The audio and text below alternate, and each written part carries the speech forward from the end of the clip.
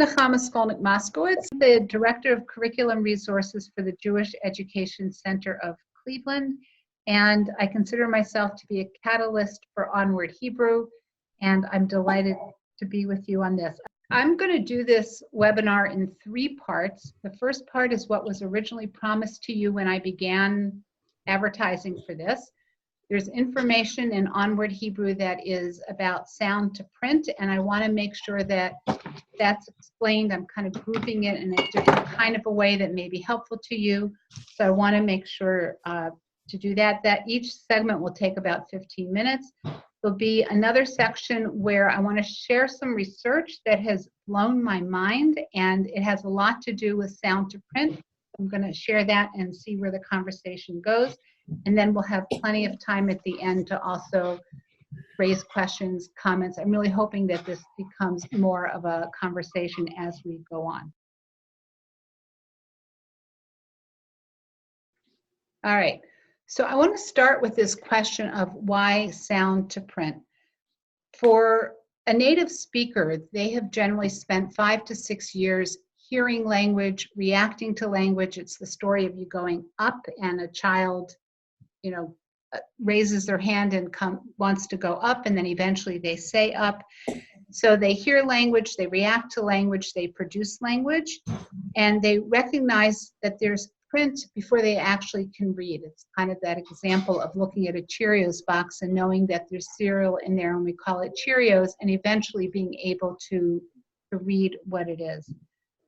I would say that for Hebrew, we have assumed in general that if a child has learned to decode in English or to read in English, how hard could it be for them to also do that in Hebrew? But I'm become convinced that that is not necessarily the case. We have also assumed that decoding is enough, that if all children know how to do is decode to attack the print, that's also good.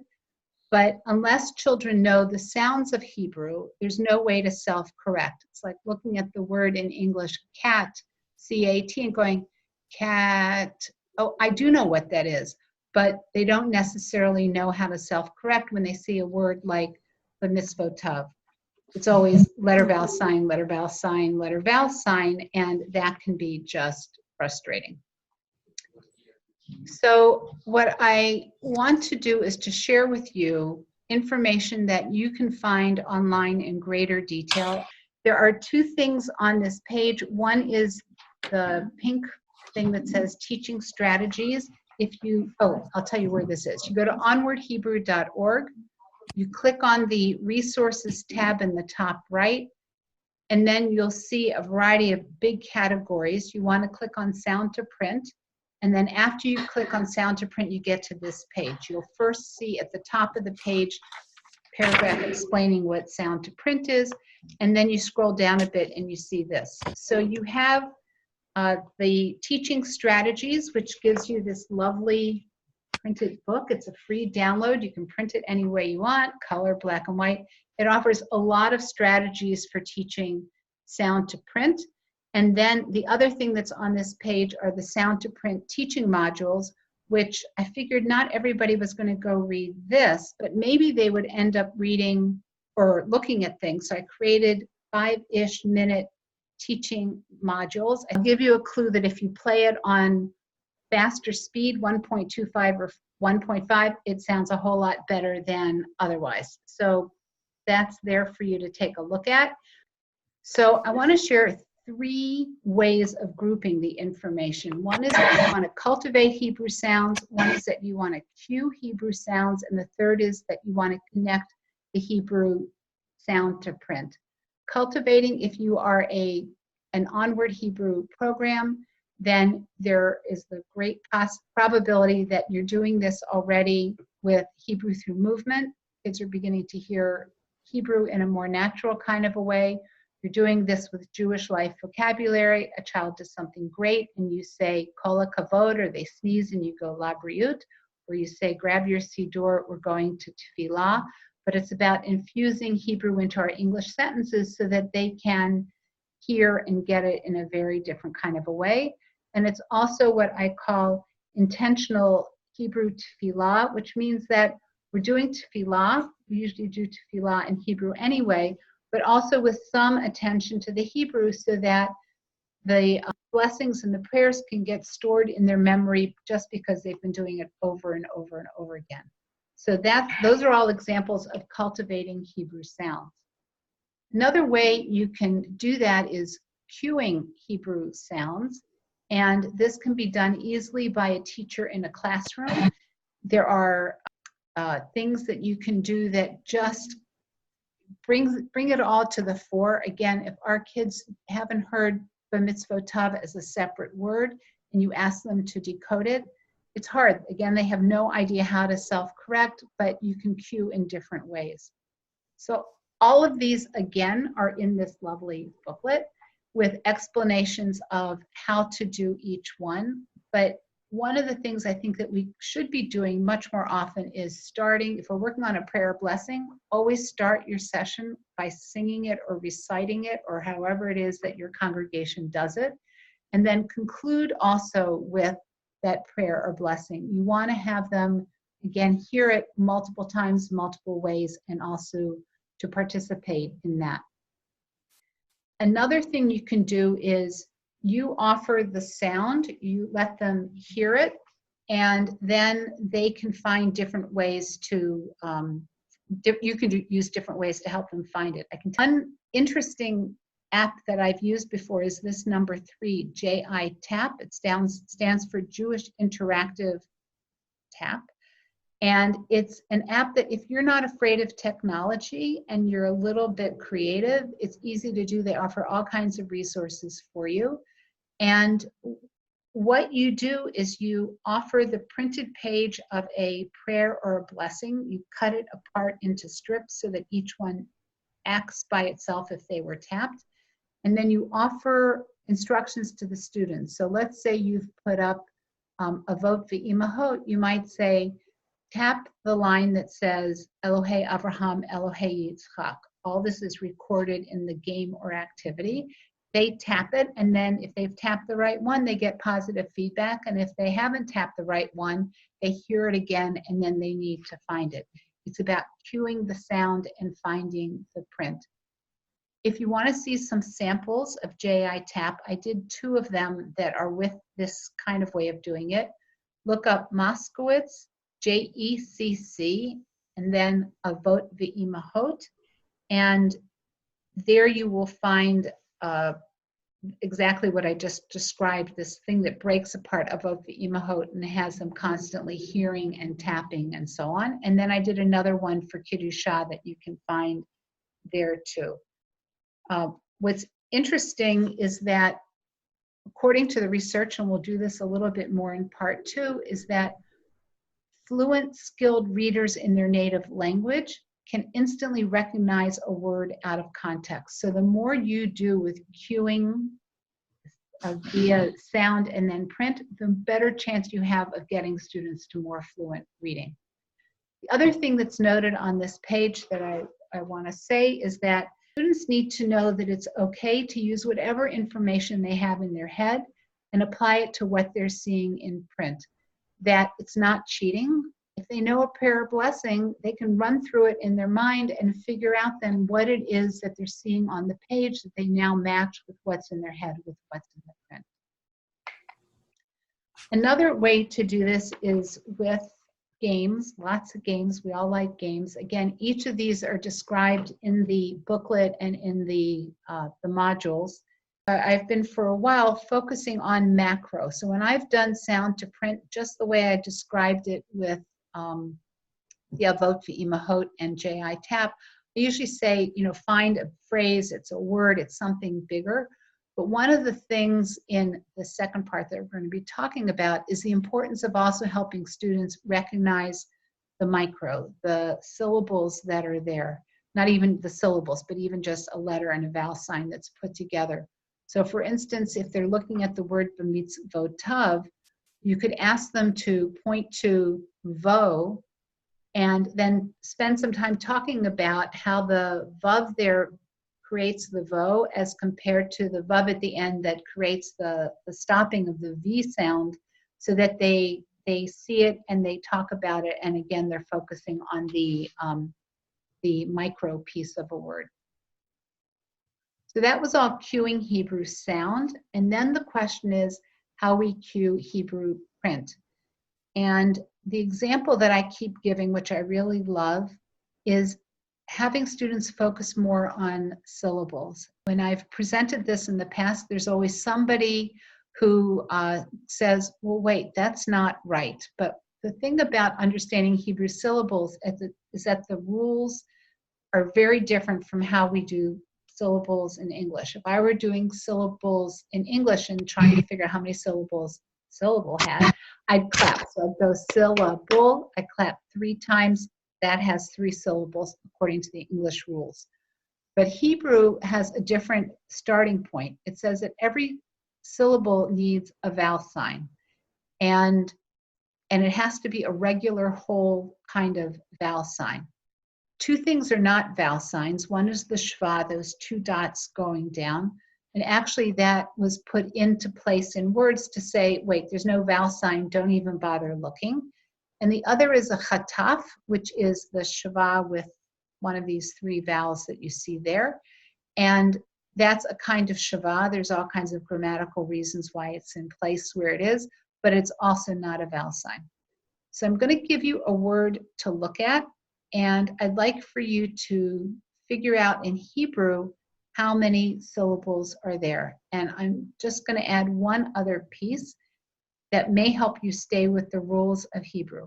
If we were playing football, we would not be doing it with a tennis ball. You know that football needs certain equipment, certain ways of doing it, very different from tennis. So keep these rules in mind. Every syllable needs a vowel sign, and the question then is, how many syllables does this have? So take a moment and see if you can figure that out.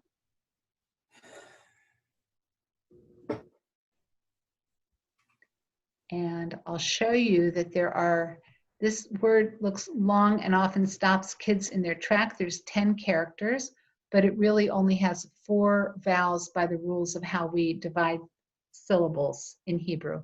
So there's a chirik under the mem, a cholam next to the resh, a tzere under the tav, and a segol under the hey. And what's also interesting about this process of dividing words into syllables is that we chunk it. It allows kids to not see this big 10-character word, but it chunks now into 4. And if we focus on each chunk and pronounce it with the chunks, we actually get pretty close to the way the word is pronounced normally in Hebrew. So your typical 5th grader might go, the mish me ro te hem. And someone who's chunking instead would go b'mish mero tehem. And that pretty much is how we say b'mish mero tehem. So it's also helpful in the pronunciation of words. So we cultivated, we cued the sound, we cued the print, and the final piece is connecting the print to the sound. And the story that I want to tell that goes with this is when we were piloting Let's Learn Hebrew Side by Side, which is a decoding program for 5th and 6th graders online, we piloted nationally, and we put into it 3 times where there was an assessment piece for the children. And I decided that I would have them call my voicemail after hours and read into my voicemail whatever was on the assessment. What's different in some ways about Let's Learn Hebrew Side by Side is that they're whole words that we work with and phrases. And the first 4 lessons had Rosh Hashanah and Shana Tova. And the kids had heard these words and phrases over and over again because in stories we kept pronouncing them. It just was all over the place. And a girl was reading into my voicemail, and she was reading Shana Tova, but she was reading it like this. Shana Tova. And never said, oh wait, that's Shana Tova. It was just plain decoding. So part of our challenge is to figure out, once our children have the sounds of Hebrew, how can we connect them more strongly into the print? And again, know that it's not cheating to take what they know and to see if they can guess what the word is, if indeed it's something that we give them that they've heard before. So I'm going to stop sharing my screen and if there are any questions or comments or anything along the line. When dividing into syllables and not counting a schwa as a vowel, it makes it still sound as though there are two distinct sounds in the syllable, which is contrary to what students may understand in terms of English, where you're essentially hearing sound, sound, sound. Here we're telling them that the mish, which sounds like two sounds because they have to somehow say that first letter, I wonder if that would be confusing, or if we simply tell them that the syllabication process is different and what you do is look for the vowels, and so it's divided differently. In other words, it's not what they know from English. Yes. I mean, it would be great if we had, and I haven't thought of this until you asked it, Ronnie, if we had a different word to offer them. We're not dividing it into syllables. We are chunking. Maybe it's, okay. I don't know if chunking sounds all like. All right, maybe simply saying slicing the word into parts. Yes, that's a great suggestion. Yes. I mean, I could see actually cutting the word up and showing them that way, that, if you're going to learn the word part by part, not even using the term syllable, because I think that's so, I teach 6th and 7th graders, syllables are so ingrained, and even from their foreign language training like Spanish, that it might confuse them. But if you're right, if you use a different term, then they're simply making it easier by seeing micro parts, like you said. That's a great suggestion. I like that a lot, and I'm going to make some changes and things. Yes.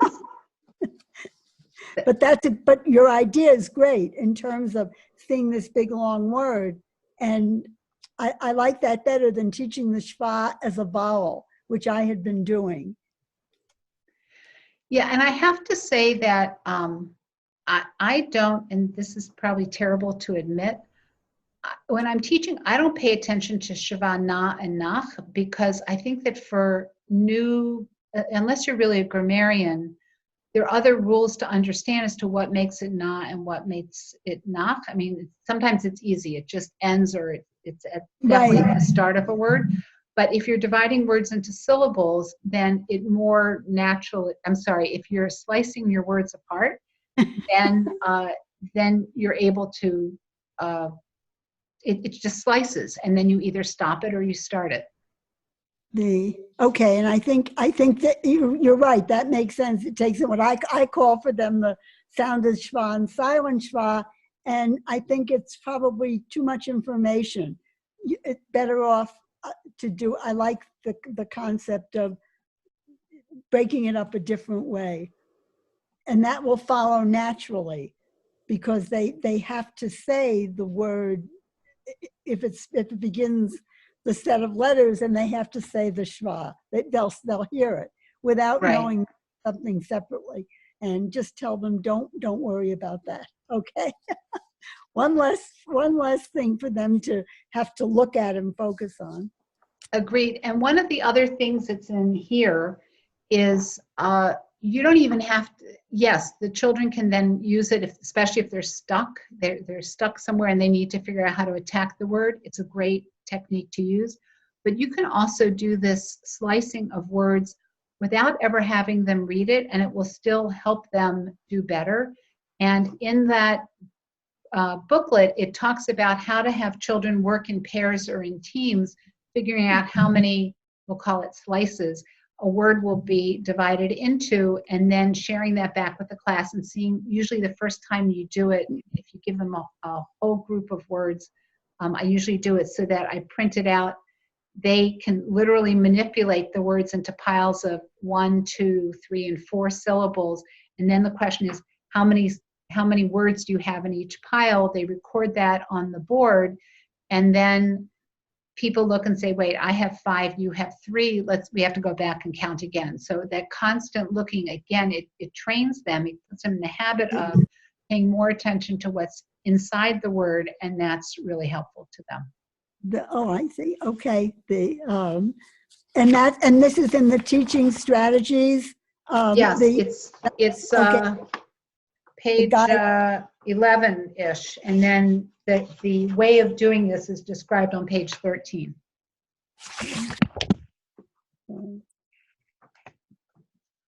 I am more comfortable teaching schwa as a vowel that has, if it's the beginning of a syllable, it's sounded, and if it's at the end, it's not sounded.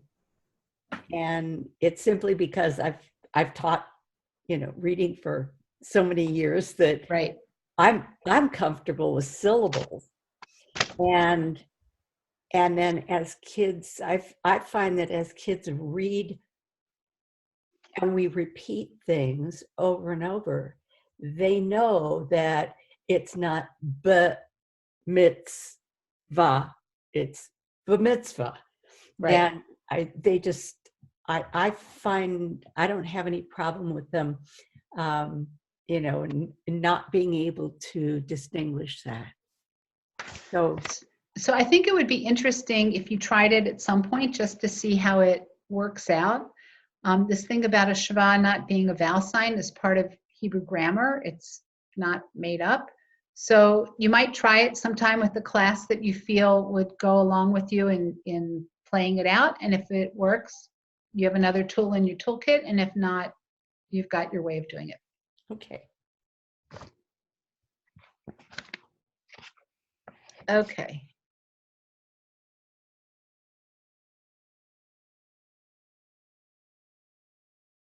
This is the second section of the webinar. This is new and I'm still figuring it out. But for me, it gets at the question of why our students are not succeeding the way I think we might have hoped that they would have.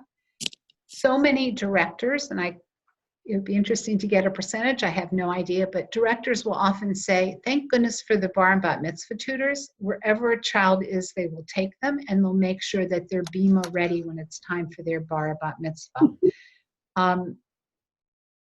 I have a feeling that there is a better way, and my concern here, though, is that I might confuse you, and if this is if as we're going through this, it feels confusing and overwhelming, it's okay, and just take the first part of the seminar. They complement each other very well, but I'm not quite going down a rabbit hole, but I'm going in a direction that is new for all of us. And I do hope that when we get to the last part of conversation that you will ask questions, push back, because that's what we're here to do. So first of all, I think it's fair to say that in general, students are not succeeding the way we would hope they would and expect them to. Decades ago, we blamed it on the teen brain, that they were at a stage of pruning. The brain was, I don't know what the brain did, but it pruned synapses or things. And the feeling was maybe sixth graders didn't do as well because the brain was actively doing this and they just forgot things along the way. I think today we put more, I don't want to keep saying blame, but blame on, we have less days and time. Absences are up. I don't know if it's in your area of the world, but in our area of the world, for sure, we have more absences. And I also wonder about our kishkas that sometimes get in the way. I had an interesting conversation with my son about some of this stuff. He taught Hebrew school a while ago, and he kept saying, no, this is what I really think. But there's research that can help us, but we keep doing things according to our kishkas. So I think that is playing in here. I'm beginning to play with a new hypothesis, one that grew out of a radio broadcast that that was put forth on NPR back in August. Ended up going down all kinds of research paths afterwards. And I'm thinking that maybe our expectations about fluent decoding don't mesh with what academics tell us about what creates skilled decoders and skilled readers. That maybe we need to release ourselves and our children a little bit. And yet, all that said, sound to print rocks it, and I think you'll see how it all plays out. So in mid-August, there was a piece on NPR. I had 3 people send it to me. It got posted in the Onward Hebrew Facebook group. People sent it to me privately. It was a piece from APM Reports. What you see is the top part of the transcript. There's also a 50-minute broadcast that goes with it, 5-0. And when you go to this page, you just Google this stuff up and you'll find it. When you go to this page, you'll see at the top an audio recording. And I have to admit that 2 or 3 times when I opened this page, I thought it was one of those ads that you usually ignore, but it wasn't. It's actually the broadcast that, when I listened to it, somehow helped me hear differently what I was seeing in print. The print part is very interesting because they have all kinds of illustrations and links and footnotes, and it really got me thinking. And as I said, I ended up on a research path learning about things that I really knew nothing about, graphemes and phonemes and morphemes and I don't even know what. But I now can speak some of that language a bit, but I'm a Jewish educator. This is not my area. One of the readings that I found was this one from Schwartz and Sparks, How Do Kids Learn to Read What the Science Says? And Dr. Stanovich was talking about English reading. I have to be very clear that all the research that I'm presenting has nothing to do with Hebrew, the way we teach Hebrew. It's all about learning to read English, and then they keep saying that it applies the same in all these other languages. So it's really about learning to read, which means that we are gaining meaning from print in one's first language. But Stanovich said that deficient decoding skills plus difficult materials equals unrewarding early reading experiences. And for me, that is a perfect storm. We have deficient decoding skills. The prayers that we ask students to read, or Torah if we're working on that, is difficult Hebrew. It was written 2,000 plus years ago. It was designed for adults. It's not the cat in the hat. So we end up with frustration. The question then is, what is a skilled reader? And again, it's first language reading according to research. I kept seeing this note in these multiple articles that said that this is what I'm about to tell you is one of the most consistent and well-replicated findings in all of reading research. And that is that a skilled reader instantly and accurately recognizes words without context. So it's a skilled reader instantly and accurately recognizes words without context. It turns out that a 12th grader can read 80,000 words. I'm sorry, let me say it this way. A 12th grader can instantly and accurately recognize 80,000 words. That's like 5,000 new words a year. And the research calls these sight words. But it was interesting to me, too, that there are 3 different definitions of sight words. One has to do with, and kind of goes back to the old Dick and Jane books of, we have this lovely picture here, that rather than teaching children to sound out funny, you teach them that this word that looks like this, it's funny. It's sight words, it's whole words, that's Dick and Jane. The second definition of sight words educationally is that they are irregular words that cannot be sounded out. So if you look at the second word here, sign, if we were to sound it out, it would be signa, but we know when we look at it, we're supposed to say sign, it's a sight word. And the third definition of sight words are words that pop. You look at them and you just can't help reading them. And in the studies that I'm going to be referring to, this is how they define sight words. And I want to kind of hone in on this idea of words just popping. I'm going to share the next slide in just a moment, and you're going to see words. And what I want you to do is to look at the page and pay not attention to the font, but to pay attention to the colors and to identify the colors that each word is written in. Some of you may have done this before. Yeah, it's a little hard. What's probably popping for you are the words, not the colors, because they've been mapped in your brain. They are sight words. And once you have a lot of sight words, you can fluently read.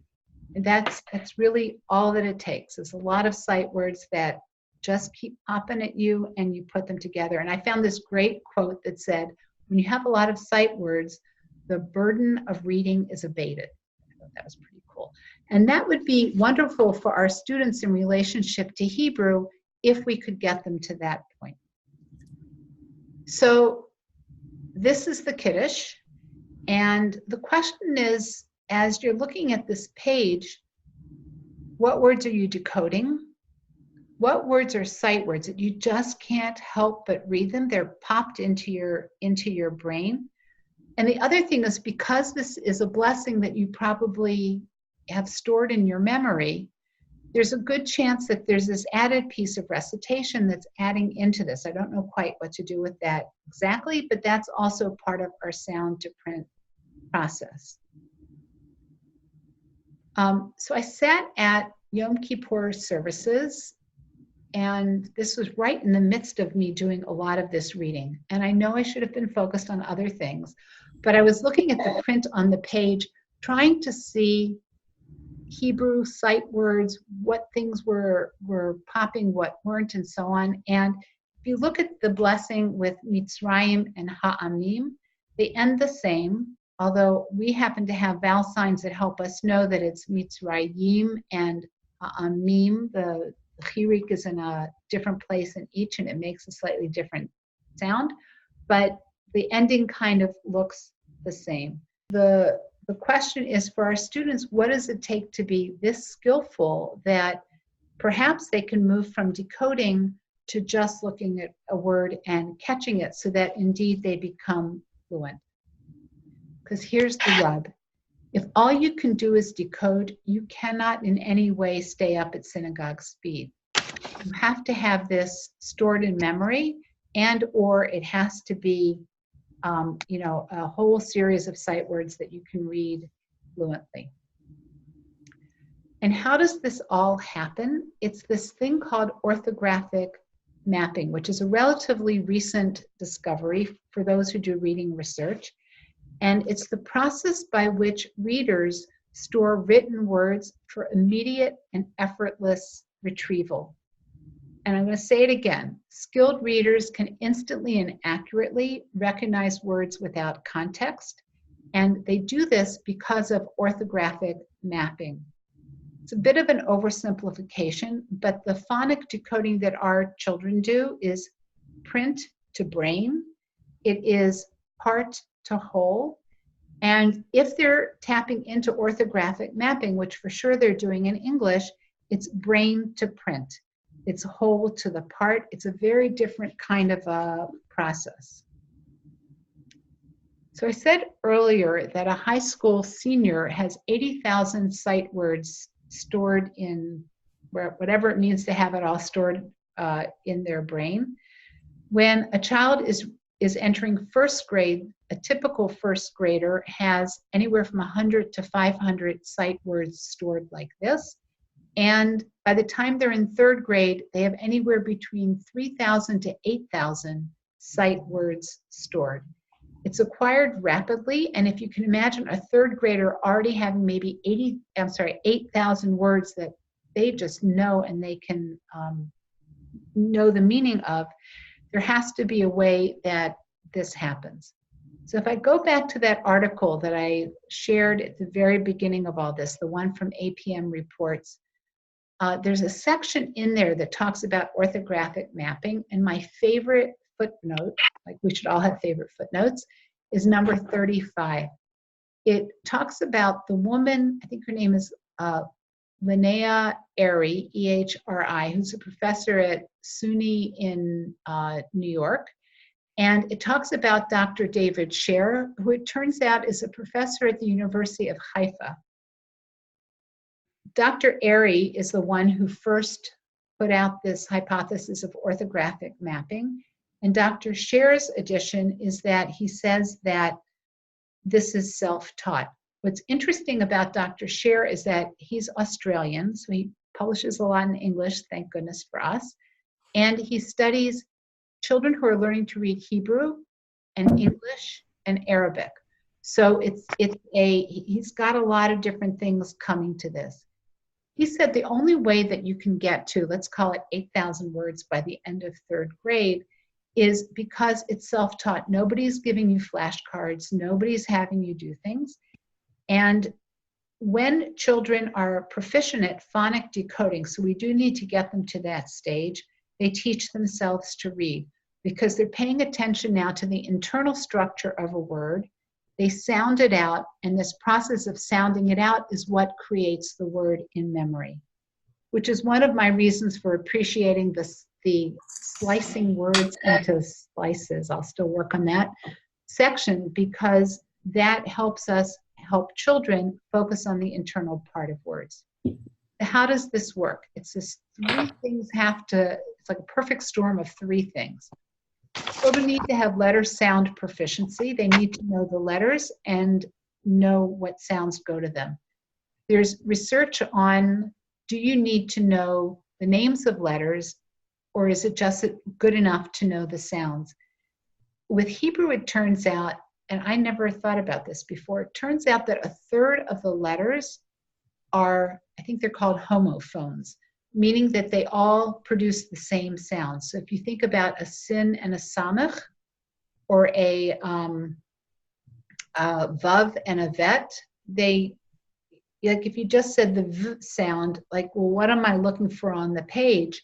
The sounds of the letters can be very helpful. Never mind that Hebrew has an advantage that English doesn't, in that every letter starts with the sound of whatever that letter makes. So you have lamed, which makes an L sound, a mem that has a m sound. English, we have H and W and Y and things that don't really help us at all with their sounds, but Hebrew does. So taking time to teach the names of the letters and the names of the vowel signs is very good. So you need to have letter sound proficiency. The kid knows what an S, an I, and a T, and what their general sounds are. They need to have phoneme awareness, which was a new idea for me. It means that when someone says a word to them, they can separate out the sounds, the phonemes that are in it. So for sit, they could tell you it's it, and they say that if someone has phoneme awareness, they could do it with their eyes closed. You don't have to look at anything, you just know what the sounds are in the word. And you need to have heard the word before, and for English, Spanish, whatever the other kinds of reading is, you know what the meaning is. So if I look at sit, I go, sit. Okay, I had that word, I know what all the sounds are, I have the phoneme awareness, I know what the word is, and then amazingly, that by 2nd grade, children only need anywhere from 1 to 4 times to see it, to decode it, and it gets snapped into memory. And then they're done. It's their word, and it becomes a sight word. If we do this with Hebrew, we hope that children know and have the letter sound proficiency. We do know that many of our children don't have this strong decoding skill, so we need to make sure that's there. The phoneme awareness, I'm not sure if an American child, what does it mean for them to hear Baruch? And if you have an Israeli who pronounces the resh with a different kind of, sometimes I can imitate it, and right now I know it's not going to happen, that they have to understand that that has this particular letter that matches it. And they have to have heard the word. And again, ideally, if they were learning the English way of doing it, they would know the meaning. I have a feeling that them having the sound of the word is already going to take us places, even if they don't necessarily know the meaning. And then the words like va'otanu, which chances are not like Baruch, they haven't heard. And the phrase in the Kiddush is, I think it's va'otanu kidashta. Like, they have to understand that va'otanu is one word and kidashta is another word, and they can hear it and pull that apart. So yes, we have gotten students to be able to decode, but it can take a lot of time and frustration along the way. It's not the same as working with the cat in the hat. Again, these words are much difficult. Here we have the otanu that's there. Getting them to this point can be very frustrating. And this is what I would love to have us overcome if we can figure out how better to use orthographic mapping. So if the principle of orthographic mapping is what creates fluent readers in their native language, can we ever achieve that with Hebrew, where students don't know the meanings of words, they don't have enough sound, and they haven't built the sounds in general? I do suspect, as I've said, that building the sounds will be helpful to the process, that the students will at least have something to match in their heads. And I hypothesize that if a student has stored a prayer or a blessing in memory and can decode the letters, they should be able to bring the two together. So let's return to this question of why sound to print. I'm not sure we can get our students fully to orthographic mapping. I don't even know how many adult teachers have words like that stored in memory. But I'm also not convinced that drilling decoding is the right answer.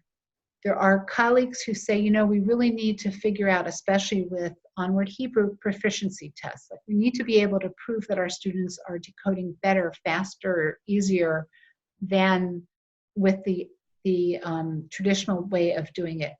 I'm not sure if that's fair or if that's right. I'd like to hear your opinions on that.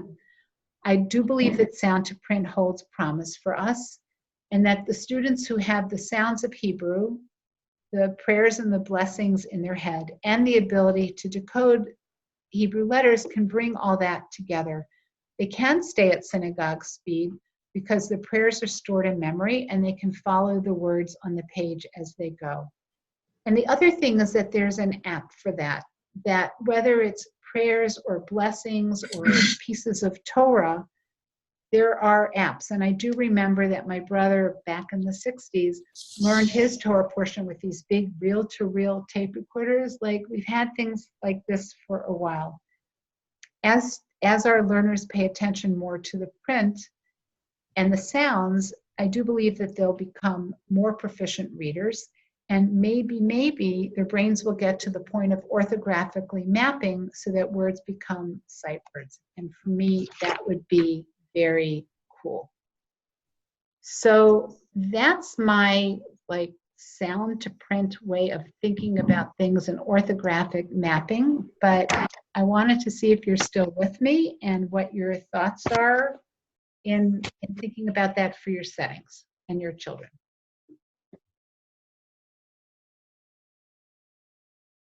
So I was reviewing for the webinar the YouTube videos that you have on one of the links that you provided. And I don't know who it was presenting, but she was discussing the importance of transliteration. She said, I may be the minority voice, I want to be the majority voice. And I completely agree that with her, and it sounds like that would be reinforcing what you're saying as well in terms of orthographic mapping. The more you see if the kid, assuming the kid can read, right? I'm struggling with this with the younger kids, but if you can read the transliteration, you're going to know how to say it. It's going to map in your brain. And then when you see the Hebrew letters, as you learn to decode and chunk, it's, I think, easier to map. Am I wrong? I don't know. It's an interesting theory and an interesting connection. So the person who said that is Nikki Greninger, and the way she says it is, the cat is out of the bag. There is transliteration. It's in our prayer books. The kids know that. And it's there, and she doesn't consider it something wrong to use or a crutch. She feels that it's something that helps them get the sounds. The thing to me would be that with orthographic mapping, in some ways, it would orthographically map the English print and not the Hebrew print. Yeah. Right. And so then it's an interesting question also of does working with transliteration interfere with kids getting sight words in Hebrew because they've seen it in English print and not Hebrew print? I don't know, but yeah, I agree with Nikki that if that helps children learn to chant, sing, recite, whatever it is, and store the blessing in memory, I'm all for that, but I have a feeling it's a separate process to get to the Hebrew and the orthographic mapping in Hebrew. I think it has to be a different process in the Hebrew because the automaticity that we're going for in a native language where a child, as student enters the process with 500 or 8,000 or whatever words, the meaning is there. Right. And that's a huge part of it. Because if you could say the same thing about auditory learning. And I'm a real auditory person myself. And so I learned an awful lot of the liturgy before I ever could read. And I learned as an adult how to read Hebrew. Can't deal with the effectiveness of orthographic mapping if you can't attach a meaning to it. That's my that's what the research says. So that's kind of where I am. Yeah. Yeah. Rachel, turn your mic on. Okay. So, I mean, the Hebrew language is more than the words in the prayer book. I think that when we are teaching the students how to read, how to identify the letter sound symbols, and we can give them some basic vocabulary using those letters that they already know. So if our teacher who's doing oral language games and says, go, where is the lalechet v'limtso mashu kachol, so go find something blue. So therefore they go do that because they start learning that. Our kids have been doing a version, I'll say modified a little bit, if you'll excuse me, Nechama, but about Hebrew through movement. And they are really able to follow some very, steps of commands with that because they really are starting to understand the words.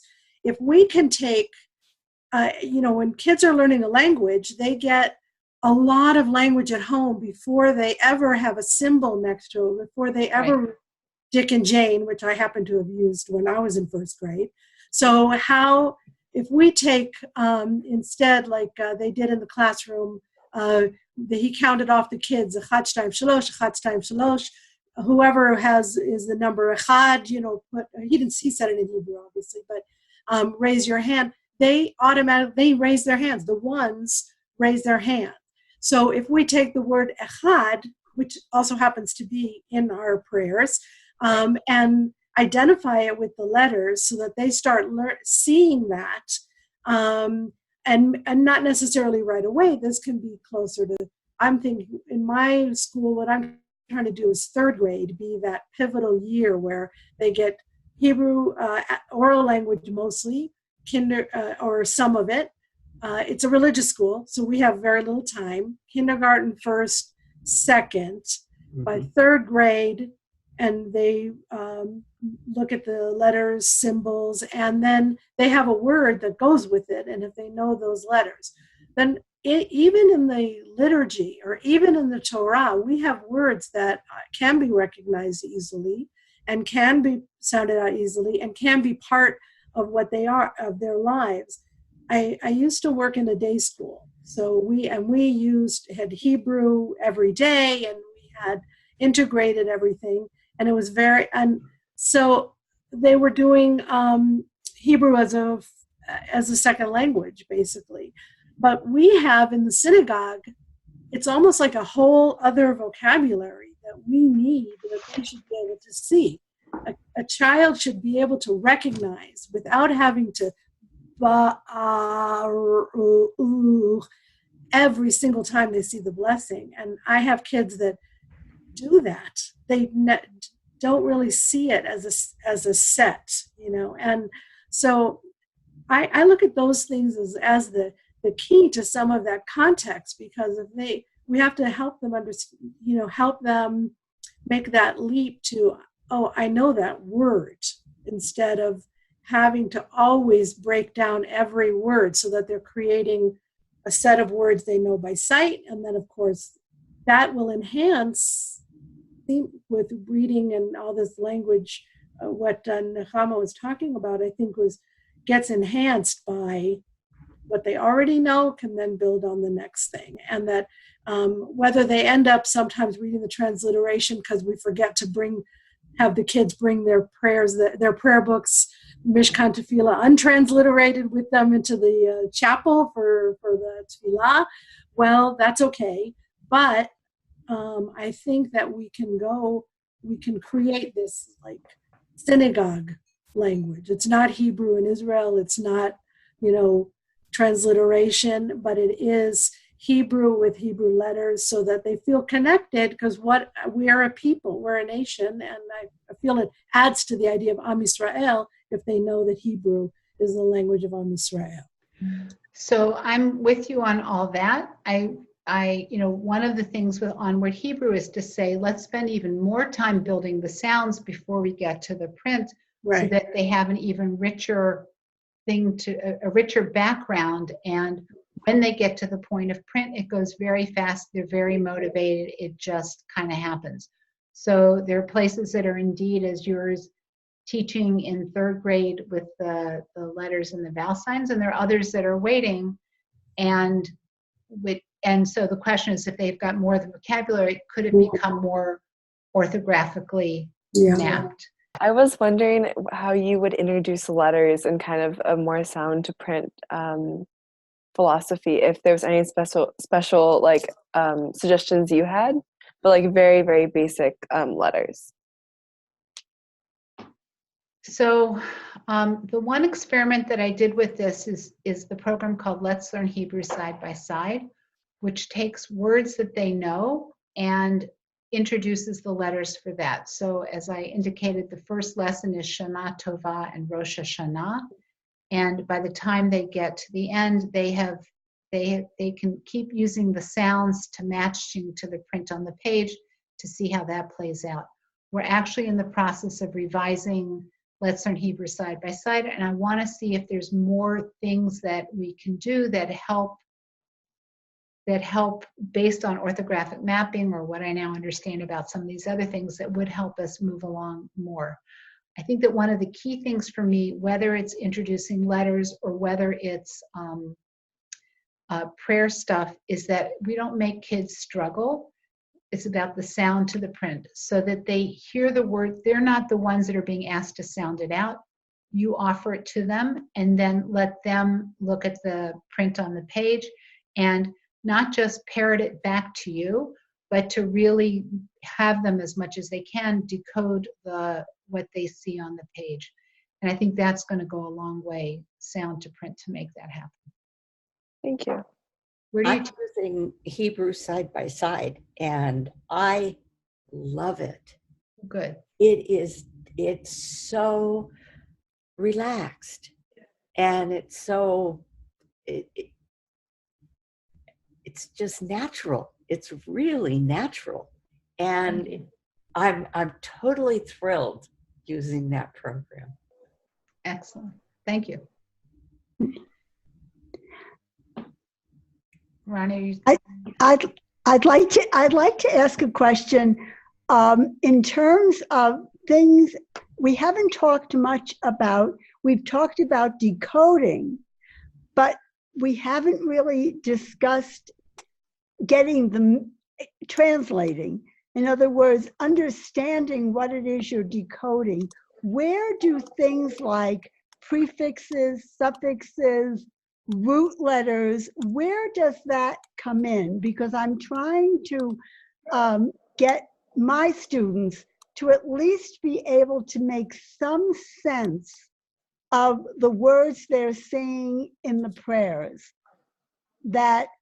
And which is one reason that I'm concerned about using transliteration, because it totally obliterates seeing the word, let's say, kiddush, kadoshah, kodesh. It totally takes away the linkage between those words that come from the roots. Yeah, so I'm going to make this the last question because we're now over time by a little bit. It's like a whole different discussion, so I'm glad that you brought it up. I am more about whole words in Hebrew than I am about shorashim and prefixes and suffixes, especially at this stage that we're working with kids prior to bar and bat mitzvah, that we just don't have enough time to get them into that. When you're doing Hebrew through movement, you can do Hebrew through movement with prayers and blessings, which all of a sudden they get Yotzer or Uvorei Choshech, and they have those as whole words that they understand within that context. Online in the HebrewThroughMovement.org website, under holidays, Pesach, there's a great video if you're not using Hebrew Through Movement, but it shows how to use Hebrew Through Movement, for instance, getting words of the 4 questions so that they become the students' words. And when we taped the kids for this particular one, we turned off the camera. Unfortunately, they had these goofy looks on their faces, and we said, "What's going on?" They said, "We had no idea what the words meant before." And even when I've had other teachers say, I spent time drilling and we played games, and when we did that Hebrew Through Movement lesson, all of a sudden the words became theirs. Lifsa Schachter, who's my mentor in all this, says that for children, the word gibor and gevurah are very different. Yes, they can come to say, "Oh, I see these 3 letters in the middle," but they don't know how the structure around it makes it mighty or a hero or however it plays out. So my main thing at the moment is I'm not focusing on the shorashim and prefixes and suffixes at this point. I think that later we can get to it, but it's interesting to us as adults. It's not necessarily interesting to children, so I like to just keep them moving along. But I like the question, and again, it's interesting how you might play that out. But I do want to close things out because we are over time. I appreciate Thank you. coming online, and I do hope that, like Lee talked about, some possible things that she's doing. I hope that you try things out and that you share back in the Onward Hebrew Facebook group so that we all can learn what's working and what's not, and that's how we all will learn from each other. So thank you all very much, and I look forward to hearing from you otherwise. Okay. Thank you. Thank you all.